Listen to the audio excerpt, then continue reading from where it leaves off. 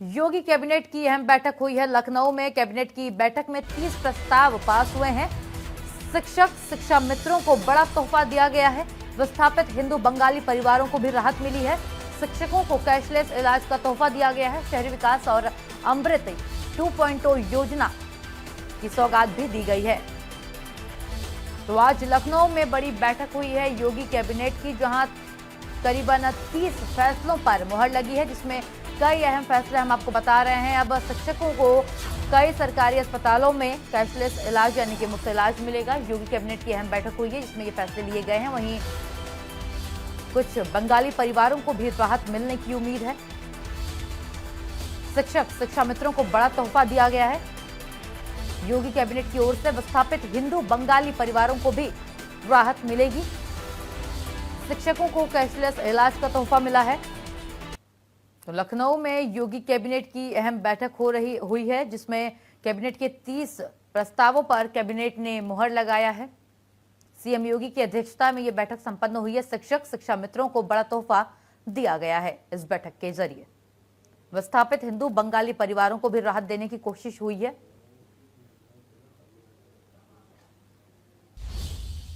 हमारे संवाददाता नरेंद्र यादव हमारे साथ जुड़ रहे हैं, उनसे अपडेट लेंगे। नरेंद्र, आज कैबिनेट की बैठक हुई, 30 प्रस्तावों पर मुहर लगी है, इसके साथ क्या कुछ और राहत दिए गए हैं? देखिए, उत्तर प्रदेश सरकार ने मुख्यमंत्री योगी आदित्यनाथ की अध्यक्षता में आज एक बड़ी बैठक की और जिसमें 30 प्रस्ताव कैबिनेट में पास किए गए हैं और ये सभी महत्वपूर्ण है, जो उत्तर प्रदेश को विकास की रफ्तार को तेज करेंगे। साथ ही जो योजनाओं को सरकार बनाना चाहती है, जिस गति से आगे बढ़ना चाहती है, उस गति को आज तेज किया गया है। बहुत बड़ी संख्या में कैबिनेट में प्रस्ताव मंजूर किए गए हैं। इसमें दो सबसे बड़े प्रस्ताव हैं। एक शिक्षा को लेकर है, जो शिक्षक है, शैक्षणिक संस्थानों में काम करते हैं, शिक्षणेतर कर्मचारी भी शामिल हैं, उनको कवर दिया जाएगा हेल्थ का, कि उनका निःशुल्क इलाज करवाया जाएगा। और इसमें सरकारी अस्पताल के साथ बड़े जो निजी हॉस्पिटल हैं उनमें भी इनका मुफ्त इलाज होगा। इनके परिवार को इसमें शामिल किया गया है। जो आश्रित हैं उनको भी शामिल किया गया है। एक तरीके से कहा जा सकता है कि उत्तर प्रदेश के शिक्षकों और शिक्षणेतर जो कर्मचारी हैं उनके लिए प्रदेश सरकार का ये बड़ा तोहफा है। इसको लेकर मुख्यमंत्री योगी आदित्यनाथ ने पहले ही ऐलान किया था कि शिक्षकों के लिए उनको हेल्थ सेक्टर में उनको फ्री में इलाज करने की व्यवस्था की जाएगी और प्रदेश सरकार की तरफ से किया जाएगा। आज कैबिनेट में मंजूरी के बाद ये सारी चीजें पूरी हो गई हैं। इससे प्रदेश सरकार पर 448 करोड़ रुपए का अतिरिक्त भार पड़ेगा, यानी प्रदेश सरकार को इतने रुपए हर साल खर्च करने होंगे। तो कहा जा सकता है कि शिक्षा से जुड़े हुए लोगों के लिए सबसे बड़ा तोहफा है और इसका चारों तरफ स्वागत भी किया जा रहा है। और जिस तरीके से उत्तर प्रदेश सरकार बंगालियों के लिए काम कर रही थी, क्योंकि जब देश का बंटवारा हुआ था तो बांग्लादेश से तमाम जो पलायन करके यहाँ पर आए थे, यानी कि वो अपना देश छोड़ के भारत में आए थे और उनको जमीनें दी गई थी, उनको आवास की जगह दी गई थी, तो बहुत जगह से ये शिकायतें आ रही थी कि उनको जमीनों पर उनका मालिकाना हक अभी तक नहीं बन पाया है। हालांकि वो वहाँ पर खेती कर रहे हैं, निवास कर रहे हैं। इसके लिए भी आज कैबिनेट में प्रस्ताव पास किया गया है। इससे उनको भी बड़ी राहत मिलेगी और लाखों बांग्लादेशियों को इससे काफी लाभ मिलने वाला है। जी बहुत शुक्रिया आपका तमाम जानकारी के लिए नरेंद्र। खबरों में आगे बढ़ते हैं। यूजीसी के नए नियमों पर सुप्रीम कोर्ट ने रोक लगा दी है और सुप्रीम कोर्ट से रोक लगने के बाद नए नियमों पर सुप्रीम कोर्ट की टिप्पणी भी आई है। यूजीसी के नए नियम अस्पष्ट है। सुप्रीम कोर्ट ने कहा है, जानकार इसकी भाषा को स्पष्ट करें। हम नए नियम की भाषा से चिंतित हैं। नए नियम के दुरुपयोग का खतरा ज्यादा है, सुप्रीम कोर्ट ने कहा है। टिप्पणी की है सुप्रीम कोर्ट ने। इसके साथ ही सुप्रीम कोर्ट ने कहा है कि इसका मिसयूज भी हो सकता है, दुरुपयोग आने वाले समय में इस नियमों का हो सकता है और सुप्रीम कोर्ट ने रोक लगा दी है 2026 वाले नियम पर। फिलहाल सुप्रीम कोर्ट के स्टे के बाद अब 2012 वाले यूजीसी के जो नियम है वही लागू रहेंगे। 2026 वाले पर फिलहाल स्टे लगा दिया है सुप्रीम कोर्ट ने और अब 19 मार्च को इस मामले पर विस्तृत और अगली सुनवाई होनी है। सुप्रीम कोर्ट ने यूजीसी 2026 के भाषा को अस्पष्ट बताया है। कहा कि जानकार पहले इसकी भाषा को ही स्पष्ट करे, क्योंकि भाषा समझ में नहीं आ रही, अस्पष्ट है, कहना क्या चाह रहे हैं इसके जरिए, क्या कुछ नए नियम बनाए गए हैं। इसके साथ ही सुप्रीम कोर्ट ने एक तर्क टिप्पणी की है कि इसका दुरुपयोग हो सकता है आने वाले समय में और समाज को बांटना नहीं है, समाज को एक करना है। तो सुप्रीम कोर्ट ने एक स्टे लगा दिया है और टिप्पणी की है यूजीसी के नए नियम पर।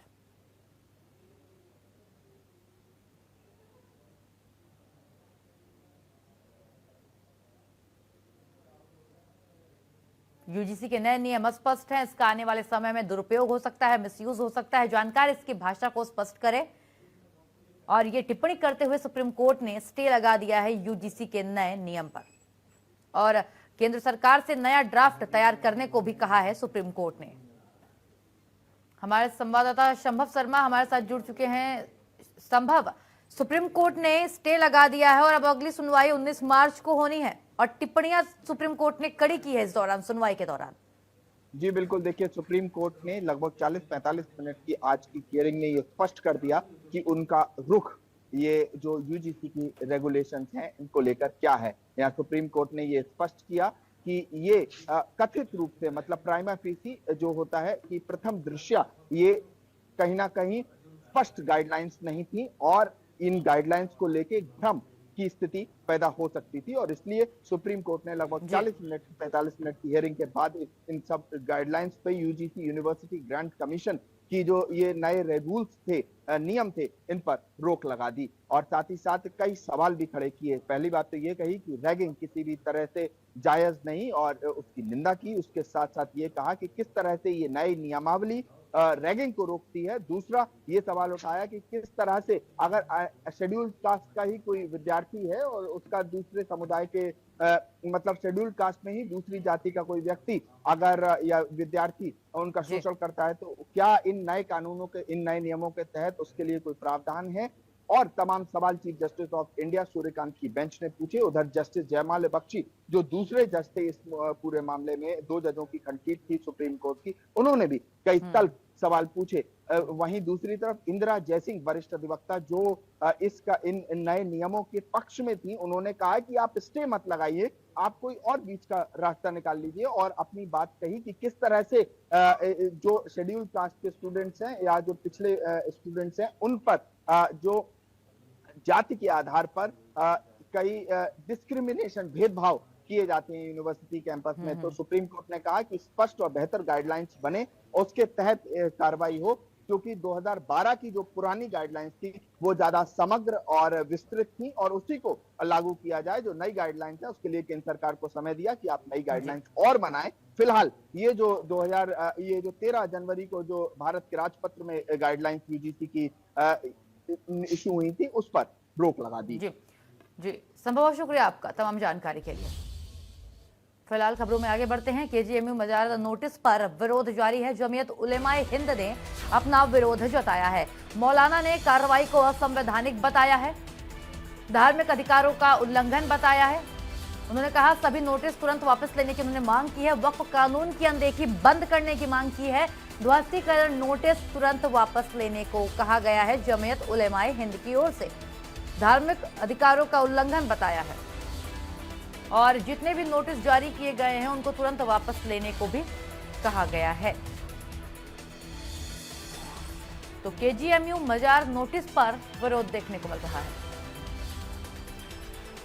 जमीयत उलेमाए हिंद ने अपना विरोध जताया है और कहा है कि हमारे धार्मिक अधिकारों का ये हनन है। जितने भी नोटिस जारी किए गए हैं मजार को लेकर के उसको वापस लिया जाए। ये पूरा नोटिस या जो भी कार्रवाई हमारे साथ की जा रही है वो पूरा असंवैधानिक है। तो अपनी नाराजगी जताई है और एक लेटर के माध्यम से जमीयत उलेमाए हिंद ने अपनी बात सामने रखी है।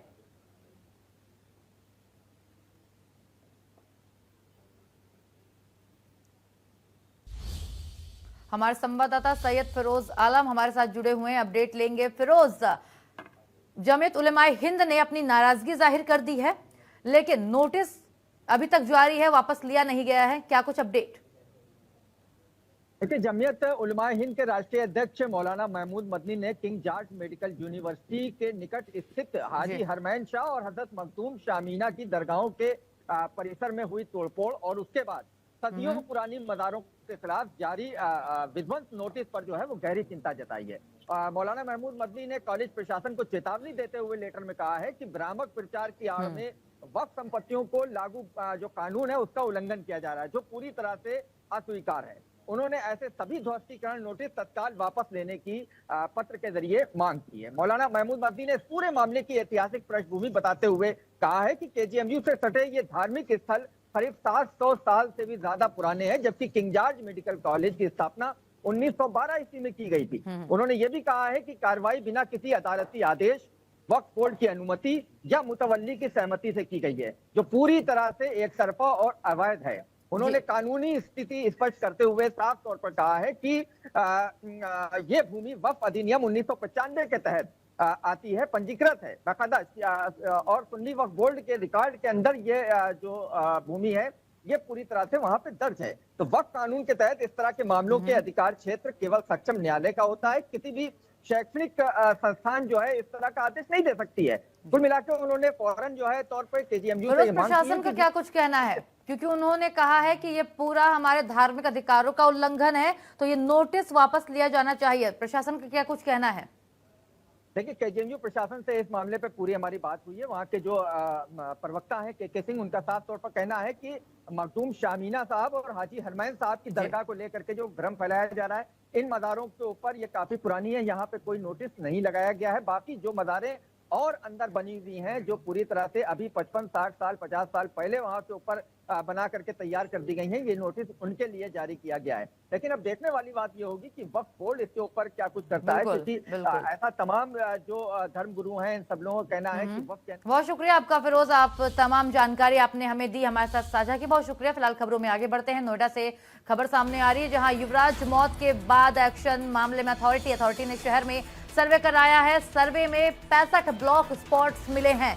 गड्ढे और खुले नाले खतरे का कारण है, जान को खतरा है। 15 बिल्डर साइटों को नोटिस जारी कर दिया गया है। बिल्डर्स को 15 दिन के अंदर पूरा काम करने का, गड्ढों को भरने का आदेश जारी कर दिया गया है। तो इंजीनियर युवराज की मौत के बाद जागा है प्रशासन, जागी है नोएडा अथॉरिटी और सर्वे किया है पूरे शहर में। उसके बाद 15 स्पॉट्स चिन्हित किए गए हैं, उनको चिन्हित करके गड्ढे भरने का आदेश दिया गया है। और कई बिल्डर्स फ्लैट के आसपास जिन इलाकों में ये गड्ढे देखे गए हैं या खुले नाले पाए गए हैं, उन्हें तुरंत संबंधित बिल्डर्स को भी बोल दिया गया है, नोटिस जारी कर दिया गया है कि इनको आप समय रहते तुरंत इन ब्लॉक स्पॉट्स को आप भरिए, अन्यथा आगे की कार्रवाई की जाएगी। क्योंकि अथॉरिटी भी अब समझ चुका है कि गड्ढे और खुले नाले जान को खतरा है, कभी भी किसी भी वक्त कुछ भी हो सकता है। तो अंततः जागा है अथॉरिटी, आखिरकार एक मौत के बाद। हमारे संवाददाता अली खान हमारे साथ जुड़ रहे हैं, अपडेट लेंगे। अली खान, आप हमें ये बताइए कि आखिरकार प्रशासन, नोएडा अथॉरिटी जाग चुकी है, लेकिन इंजीनियर युवराज की मौत के बाद जागी है प्रशासन? बिल्कुल, इंजीनियर युवराज मेहता की मौत के बाद अब जिला प्रशासन की कहीं ना कहीं नींद टूटी है और जिला प्रशासन ने 65 हॉटस्पॉट 65 हॉटस्पॉट्स को चिन्हित करा है, जिसमें से करीबन 15 जो हॉटस्पॉट्स हैं वो बिल्डर एरिया हैं, उनको भी, बिल्डर्स को भी नोटिस दिया गया है और बिल्डर्स से वहां पे सुरक्षा के तमाम इंतजामात कराने के लिए कहा गया है। अगर बिल्डर वहां पे इंतजामात नहीं कराता है तो माना जा रहा है कि नोएडा अथॉरिटी की तरफ से वहां पे कार्य कराया जाएगा और बिल्डर से वसूली करी जाएगी। तो नोएडा के जो नए सीईओ हैं कृष्णा करुणेश, उन्होंने साफ निर्देश दिए हैं कि तमाम जितने भी 65 हॉटस्पॉट चिन्हित करे गए हैं जहाँ पे एक्सीडेंट की संभावना है या खतरा है कि हो सकता है एक्सीडेंट हो सकता है, उन तमाम जगहों को सिक्योर करने का काम किया जा रहा है। वहाँ पे ब्रिक्स लगाई जा रही हैं, उनके साथ साथ दीवारों का भी काम किया जा रहा है, जगह जगह पे दीवार की जा रही है, जो खुले नाले हैं, ओपन ड्रेन है, उन्हें बंद किया जा रहा है। और सर्वे किया है नोएडा अथॉरिटी ने, 65 स्पॉट्स को जो है चिन्हित किया है, बिल्डर्स को भी कह दिया है। तो इस पे क्या कुछ रिएक्शन सामने आया है, बिल्डर्स का क्या कुछ कहना है, और जो गड्ढे स्पॉट जो चिन्हित किए गए हैं उन्हें कब तक भर लिया जाएगा, समय सीमा क्या है? बिल्कुल, जितने भी तमाम हॉटस्पॉट्स हैं उन्हें चिन्हित करने के साथ साथ उन पे टेम्परेरी जो उपाय हैं, जो नए बिल्कुल एकदम उपाय हैं कि बैरिकेडिंग्स लगाना और जाल लगाना, वो तब चीजें तमाम ऑन द स्पॉट लगा दी गई हैं। साथ साथ ही वहां पे परमानेंट दीवार भी करने का काम शुरू हो चुका है। देखिए विजुअल्स में देख पा रहे हैं कि दीवार करने का भी काम शुरू कर दिया गया, जगह जगह पे दीवारें की जा रही है, काम जारी है। बिल्डर्स को भी जो 1 हफ्ते का समय दे दिया गया है कि 1 हफ्ते के अंदर उन्होंने वहाँ पे उस एरिया को सिक्योर करना है। अगर वो नहीं करते हैं तो फिर नोएडा अथॉरिटी के द्वारा उस कार्य को बिल्कुल, बहुत शुक्रिया आपका तमाम जानकारी के लिए अली खान, बहुत शुक्रिया। खबरों में आगे बढ़ते हैं। गुजरात में पकड़ा गया संदिग्ध आतंकी फैजान। संदिग्ध आतंकी फैजान से एटीएस करेगी पूछताछ। आतंकी फैजान से पूछताछ करेगी यूपी एटीएस। यूपी एटीएस की टीम अहमदाबाद रवाना हो गई है पूछताछ करने के लिए। फैजान के यूपी कनेक्शन की जांच होगी। फैजान मूल रूप से यूपी के रामपुर का रहने वाला है।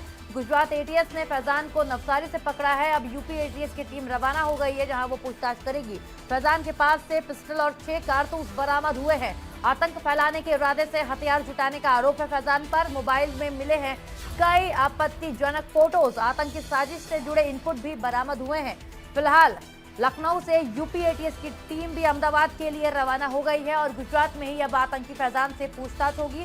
फिलहाल गुजरात पुलिस और गुजरात एटीएस ने जो वहां छानबीन की और आतंकी फैजान की जो तलाशी ली, उसके पास से उन्हें मिला है फोन में उनके फोटोज उनको मिली हैं। कई आपत्तिजनक फोटोज मिली है। ये आतंकी फैजान की तस्वीर भी हम आपको दिखा रहे हैं। संदिग्ध आतंकी फैजान गिरफ्तार हो चुका है। गुजरात एटीएस ने इसे गिरफ्तार किया है। फिलहाल यूपी एटीएस की टीम अब इससे पूछताछ करेगी, क्योंकि इसका आतंकी कनेक्शन सामने आ रहा है। इसका यूपी कनेक्शन क्या कुछ है, इसको भी लेकर के सवाल जवाब किए जाएंगे।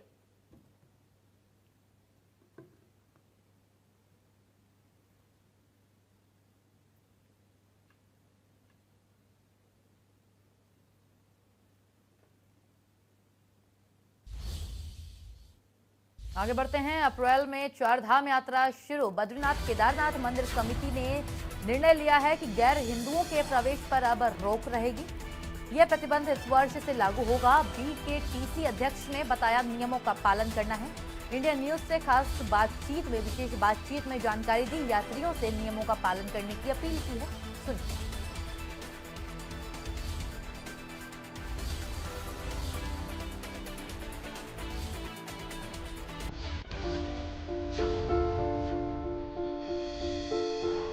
तो अप्रैल से 4 धाम यात्रा शुरू हो रही है। इसके साथ ही गैर हिंदुओं के प्रवेश पर भी रोक लगा दिया गया है और सभी से नियमों का पालन करने की अपील की गई है।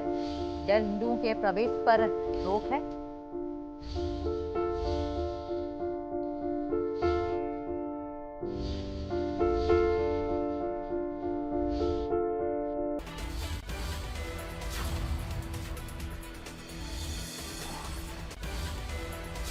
संवाददाता देहरादून से शुभम कोटनाला हमारे साथ जुड़ रहे हैं, उनसे अपडेट लेंगे। शुभम, 4 धाम यात्रा की तिथि भी घोषित कर दी गई है और ये भी कह दिया गया है कि गैर हिंदुओं का प्रवेश अब वर्जित है। जी बिल्कुल, देखें तो हर वर्ष की तरह जो 4 धाम यात्रा जो है इस वर्ष की तिथि जो है पहले ही घोषित हो चुकी है और 19 अप्रैल से 4 धाम यात्रा गंगोत्री और यमुनोत्री धाम के कपाट खुलने के साथ खुल जाएगी और यात्रा जो है पूरी तरह से सुचारू हो जाएगी। जहाँ एक और इसकी तैयारियों को लेकर विशेष व्यवस्था की जा रही है, वहीं एक अहम बात है जो निर्णय लिया गया है बीकेटीसी यानी कि बद्रीनाथ केदारनाथ मंदिर समिति और गंगोत्री मंदिर समिति के द्वारा कि गैर हिंदुओं का प्रवेश अब जो है धामों में नहीं किया जाएगा। और उसी को लेकर जब हमने आज बीकेटीसी अध्यक्ष हेमंत द्विवेदी से बात करी तो उन्होंने सीधे तौर पर कहा है कि बीकेटीसी का कार्य है कि जो बद्रीनाथ केदारनाथ समेत अन्य मंदिर हैं उन मंदिर और धामों की जो है पवित्रता को बनाए रखा जाए और उनके रखरखाव संबंधी जो भी नियम है उसको जो है उसको पुख्ता किया जाए। उस पर कोई अगर नए नियम लागू किए जाने हैं या प्रतिबंध लगाना है तो उसी के आधार पर किया गया है, क्योंकि हिंदुओं की मान्यता है। इस तरह से उन्होंने जो ये आधार बताए हैं। अब किस तरह से आगे ये नियम किस तरह से बनाए जाएंगे, व्यवस्था किस तरह से की जाएगी, हिंदू गैर हिंदू का पहचान किस तरह से की जाएगी, ये सब अभी प्रक्रिया का विषय है। और क्योंकि अभी बीकेटीसी ने फौरी तौर पर कहा है, लेकिन अभी इसको आगामी जो बोर्ड बैठक होगी बीकेटीसी की उसमें ये प्रस्ताव लाया जाएगा और पारित किया जाएगा। उसके बाद से जो है पूरी तौर पर ये नियम जो है हम कह सकते हैं कि पक्के तौर पर लागू हो जाएंगे। लेकिन फिलहाल इस तरह के नियम बहुत ज्यादा हल्कों में चल रहे हैं और इस पे काफी राजनीति भी देखने को मिल रही है। तमाम विरोध और समर्थन ये दौर जो है पूरे उत्तराखंड में देखा जा रहा है। लेकिन फिलहाल बीकेटीसी और जो गंगोत्री मंदिर समिति है दोनों ही अपनी बातों को उन्होंने कहा है, निर्णय को कहा है। अब देखने वाली बात होगी जब 4 धाम यात्रा सुचारू होगी उत्तराखंड में। शुभम, सभी से नियमों का पालन करने की अपील भी की गई है कि जो नियम जो लागू कर दिए गए हैं, गैर हिंदुओं के प्रवेश पर रोक लगा दिया गया, इसका पालन किया जाए और इसकी अपील सभी से की गई है। जी बिल्कुल, देखिए अपील भी की गई है क्योंकि श्रद्धालुओं की बड़ी संख्या इस दौरान होती है, लाखों की संख्या में श्रद्धालु पहुंचते हैं। तो इसके लिए जो है जो बीकेटीसी अध्यक्ष है उन्होंने अपील भी की है कि श्रद्धालु जो है किसी तरह के वहम में ना रहें और गैर हिंदू ही उन पर ही प्रतिबंध लगाया गया है। लेकिन अब ये प्रतिबंध किस दायरे तक है, कितने दायरे तक है, ये भी देखना विशेष होगा, क्योंकि अभी प्रस्ताव तैयार किया जा रहा है, सभी बातें प्रस्ताव में रखी जाएंगी और उसके बाद जो है पूरा व्यापक रूप इसका निकल कर सामने आएगा। लेकिन फिलहाल अपील की गई है कि किसी तरह की और अन्य भ्रम इसमें फैलाया ना जाए। केवल ये मंदिर और धामों की पवित्रता को, उनके नियमों को और पौराणिकता को बनाए रखने के बिल्कुल लिए ये शुभम। फैसला लिया गया है। और क्योंकि धार्मिक स्वतंत्रता के अधिकार बिल्कुल, का सभी को पवित्रता बनाए अधिकार है रखना और बहुत जरूरी है और नियमों का पालन करना सभी के लिए बहुत जरूरी है, यही अपील भी की गई। फिलहाल बहुत शुक्रिया शुभम आपका तमाम जानकारी के लिए। और फिलहाल मेरे साथ इस बुलेटिन में इतना ही। प्रदेश की तमाम खबरों के लिए आप बने रहिए इंडिया न्यूज उत्तर प्रदेश उत्तराखंड के साथ। नमस्कार।